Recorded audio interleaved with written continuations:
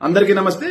తిరుమల తిరుపతి వెంకటేశ్వర స్వామి యొక్క లడ్డూ ప్రసాదంలో జంతు కొవ్వు కలవలేదు అని చెప్పేసి సిబిఐ ఆధ్వర్యంలోని సిట్ తేల్చేసిన వెంటనే నేషనల్ మీడియా మొత్తం కూడా దాన్ని టెలికాస్ట్ చేయడం జరిగింది. అదేవిధంగా కోట్లాది మంది హిందూ బంధువులందరి మెదడులోకి చంద్రబాబు నాయుడు గారు పవన్ కళ్యాణ్ చేసినటువంటి పాపం ఏదైతే ఉందో, ఎంత పాపాన్ని కొడగట్టారా అని చెప్పేసి అందరూ ఈ కూటమిని అసహించుకునే పరిస్థితి రాగానే వెంటనే ఈ కుట్రకి తెరలేపారు.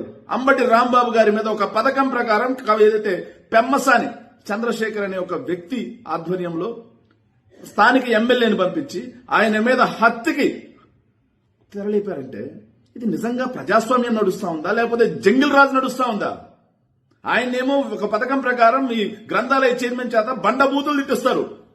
తిరిగి ఆయన మాట్లాడిన వెంటనే చంద్రబాబు తిట్టారు అని చెప్పేసి మీరే ఆపాదించుకుంటారు. ఆయన బయటకు వచ్చి నేను చంద్రబాబుని గారు తిట్టింది, నన్ను తిట్టిన వాళ్ళు నేను తిట్టానని చెప్పేసి ఆయన చెప్తాడు. నేను తిట్టకుండా ఉండాల్సింది కూడా, కానీ ఆ హైపర్ లో నేను అనాల్సి వచ్చింది అని చెప్పి ఆయన అంటాడు. కానీ మీరు ఈరోజు ఈ లడ్డు అంశం మొత్తాన్ని డైవర్ట్ చేయడం కోసం అంబటి రాంబాబు గారిని హత్య చేయాలి అని మీరు చేసిన దాడి ఏదైతే ఉందో ఇది ఖచ్చితంగా తీవ్రంగా ఖండించాల్సినటువంటి అంశం.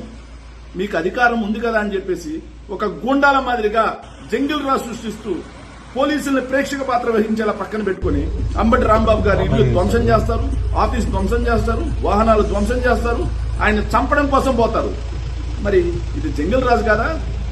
ఇలాంటివన్నీ మీరు దగ్గరుండి చేస్తా ఉన్నారా చంద్రబాబు నాయుడు గారు? ఇదా లా అండ్ ఆర్డర్ అంటే? సో ఈ సందర్భంగా మేము సూటిగా హెచ్చరిస్తా ఉన్నాం చంద్రబాబు నాయుడు గారికి, ప్రభుత్వానికి.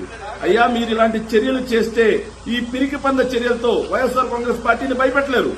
ఈ పిరికి పంద చర్యలతో మీరు చేస్తున్నటువంటి తప్పుల్ని ప్రజల్ని డైవర్ట్ చేయలేరు. తప్పుల నుంచి అన్ని గమనిస్తా ఉన్నారు. కానీ ఈ రోజు ఎవరి ఆధ్వర్యంలో, ఎవరి ప్రోద్బలంతో ఏదైతే రాంబాబు గారి మీద హత్య కుట్రకి తెరలేపారో వాళ్ళెవ్వరినీ కూడా భవిష్యత్తులో చట్టం వదిలిపెట్టదు, చట్టం వాళ్ళ తోలు తీసేస్తుందని మాత్రం హెచ్చరిస్తా ఉన్నాం.